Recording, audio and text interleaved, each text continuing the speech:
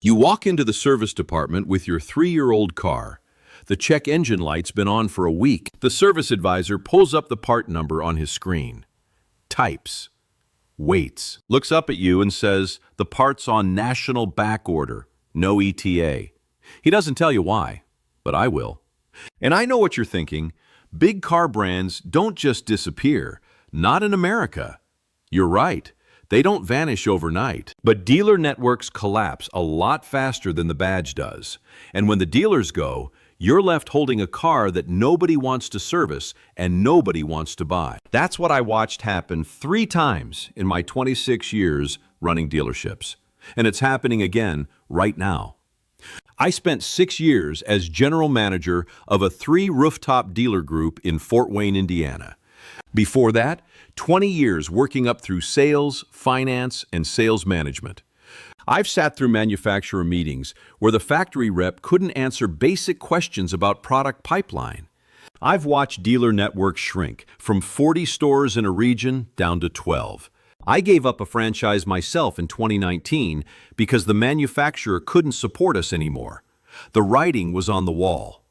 I walked away while I still had a choice. When a brand starts struggling in America, the first thing that happens isn't a press release. It's dealers quietly walking away. Then parts get harder to source. Then certified techs leave for brands that have a future. Then your resale value drops 40% in 2 years because the guy at CarMax knows something you don't. I had a customer trade in a 4-year-old Mitsubishi in 2022. Clean car, low miles. I gave him wholesale on it because I knew I couldn't move it retail. He asked me why. I told him the truth. The brand was shrinking. Dealer support was evaporating. Parts were getting harder to source. He said he wished somebody had told him that before he bought it. This video is that conversation. 10 brands that are either shrinking, struggling, or quietly packing up their dealer networks across America right now. We're starting with the ones you'd expect and working up to the ones that'll shock you. The number 1 spot is a brand that sold over 600,000 vehicles here last year, and it's in deep trouble. Let's get into it. Starting at number 10, Maserati, Italian luxury. The Trident badge. These cars turned heads on Rodeo Drive and Michigan Avenue for decades. Now, they're barely a whisper. In 2025, Maserati sold just under 7,000 vehicles across the entire United States. That's down from over 16,000 in 2018. Parent company Stellantis has reportedly brought in consultants to decide whether to sell the brand, merge it, or shut it down. Global sales dropped 57% in a single year. Here's what that means at the dealer level. When I ran my dealer group, we didn't carry Maserati, but I knew the guys who did. 3 Maserati stores in my region. 2 of them gave up the franchise between 2020 and 2024. The one that's left is sharing a showroom with Alfa Romeo and running a skeleton crew. When dealers start consolidating, that's your first warning. If you own a Maserati right now, you need to think about parts availability and service. If Stellantis pulls the plug on this brand, you're sitting on a 6-figure luxury car that could become an orphan overnight. Parts dry up. Independent shops won't touch it because the diagnostic software is proprietary. Your resale value collapses. I have to be fair. Maserati still makes beautiful cars. The Grecale is a genuinely impressive SUV. But beauty doesn't protect your bank account when the dealer network disappears. Number 9, Alfa Romeo. Nobody questions that they make gorgeous cars. The Giulia, the Stelvio, stunning machines. But gorgeous doesn't pay the bills. Alfa Romeo sold around 11,000 vehicles in America in 2025. That's up slightly from 2024, but it's still bottom-tier volume for any brand trying to survive here. Consumer Reports ranks Alfa near the bottom for reliability.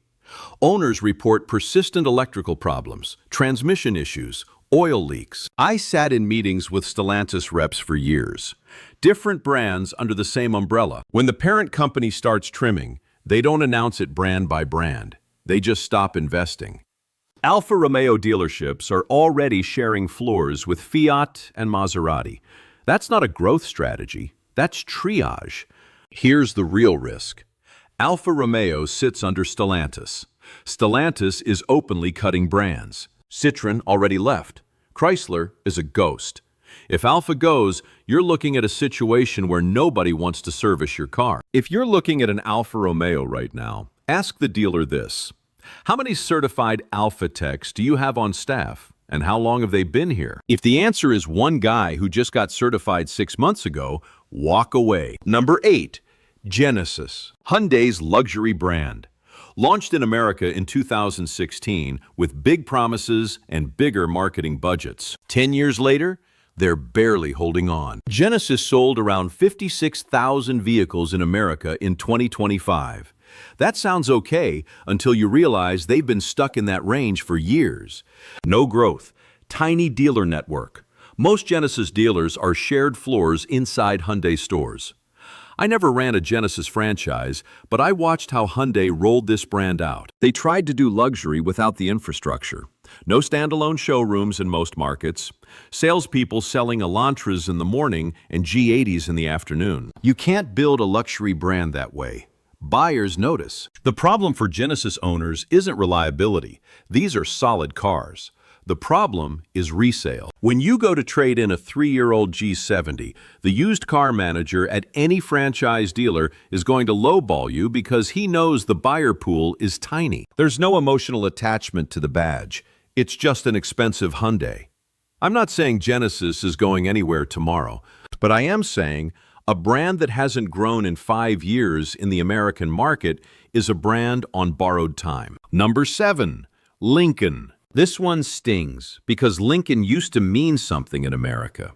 Town cars, Continentals, Navigators that dominated the luxury SUV market. That brand is fading. Lincoln sold around 83,000 vehicles in 2025. That's down nearly 10% year over year. The sedan lineup is gone. The Continental was discontinued. The MKZ was discontinued. They're down to SUVs and crossovers, and most of them are just rebadged Fords. Lincoln was always the problem child. Low volume, high floor plan costs, profit margins that couldn't justify the real estate. Ford kept it alive for brand heritage, but heritage doesn't pay the bills. I watched Ford stores drop their Lincoln signs one by one across my region. 20 Lincoln dealers in our area in 2015, 11 in 2024. Here's what worries me. Ford just announced massive restructuring. They're splitting the company into electric and gas divisions. When companies restructure, weak brands get cut. Lincoln has been weak for a decade. If this is helping you see what I saw for 26 years, hit that subscribe button. I'm putting out a new video every week, and every one of them is built to keep you from getting taken. Number 6, Buick, the brand that built Middle America. Regal, LeSabre, Park Avenue. My grandfather drove Buicks. My father drove Buicks. Buick used to be the brand you bought when you'd made it. Now it's the brand that can't figure out who it's selling to. Buick sold around 155,000 vehicles in America in 2025. That's not terrible, but look closer. The average Buick buyer is over 65. The youngest model in the lineup is a crossover most people confuse for a Chevy. The sedans are gone. The coupes are gone. What's left is 3 crossovers and a customer base that's disappearing. I ran a Chevy store. Buick was on the same floor. Shared service bays, shared parts department, shared sales team half the time.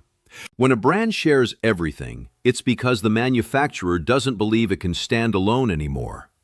GM has been propping up Buick for 20 years because they need it for the Chinese market. The moment China doesn't need Buick, GM won't need it here. And if you're over 60, listen carefully here. Buick knows who buys their cars. They market to you specifically, but they're not investing in the brand for the long term. When you buy a Buick today, you're buying a vehicle with a limited future. Think about resale. Think about service availability. Think about whether the dealer network will still be there in 5 years. I have to say this. Some Buicks are genuinely solid vehicles. The Enclave is a good family SUV, but a good vehicle from a shrinking brand is still a risk you need to understand before you sign. Number 5, Infiniti, Nissan's luxury brand. And everything I'm about to tell you about Infiniti is tied directly to what's happening to Nissan. We'll get to Nissan in a minute, but Infiniti goes first because it's smaller and it's already circling the drain. Infiniti sold around 46,000 vehicles in America in 2025. That's down nearly 30% from 2024. The brand is pulled out of multiple global markets. They discontinued the Q60 Coupe. The Q50 sedan is aging. The QX80 is their only real volume seller, and it's competing in the most crowded luxury SUV segment in history. Here's what I know from sitting across from Nissan reps for years. Infiniti was never built to stand alone. It was built to compete with Lexus and Acura in the 1990s.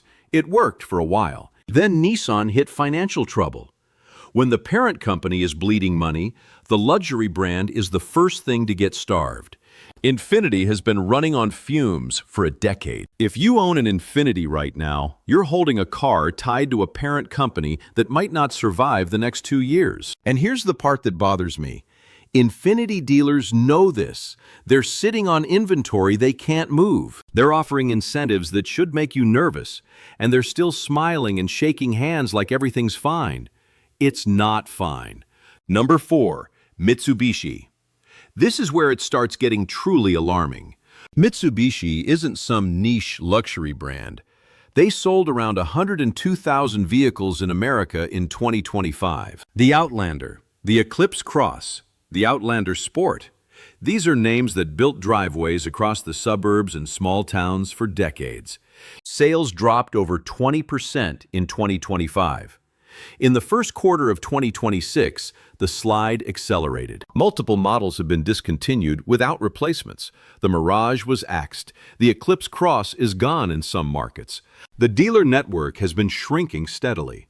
Mitsubishi admitted years ago to falsifying fuel economy data on over 600,000 vehicles. That scandal forced Nissan to step in with a controlling stake just to keep the company alive. I never ran a Mitsubishi store, but I watched what happened in my region. 4 Mitsubishi dealers in 2018, 2 in 2024. The ones that closed didn't make announcements. They just stopped ordering inventory. Then they stopped training techs. Then the sign came down.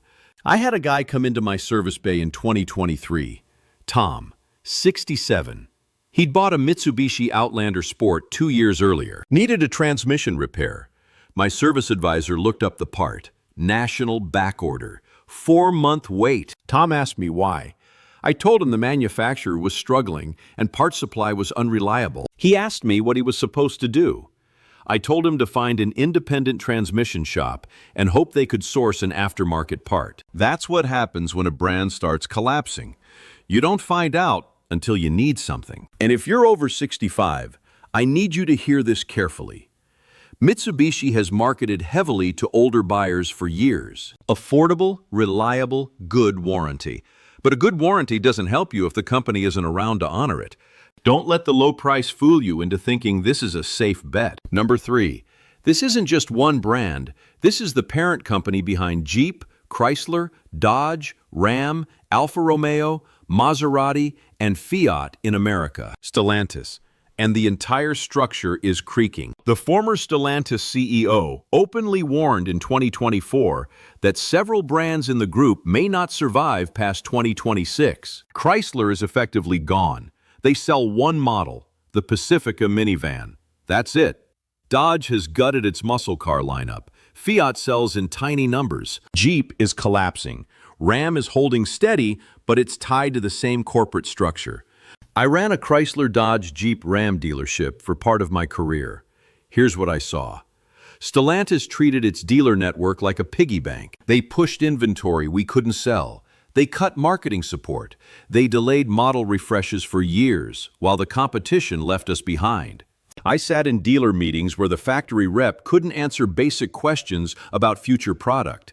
When I left the industry in 2024, half the dealers I knew were actively trying to give up their Stellantis franchises. If you own any Stellantis brand, you're exposed.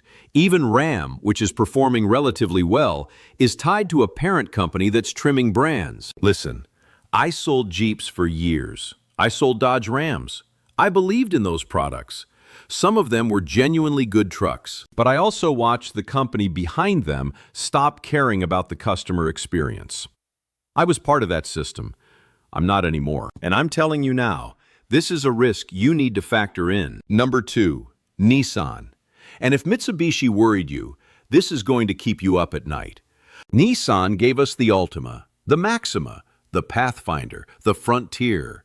These are names that defined American roads for decades. But right now, Nissan is fighting for its survival. Globally, Nissan posted a $4.5 billion net loss for the fiscal year ending March 2025. The company announced 20,000 job cuts.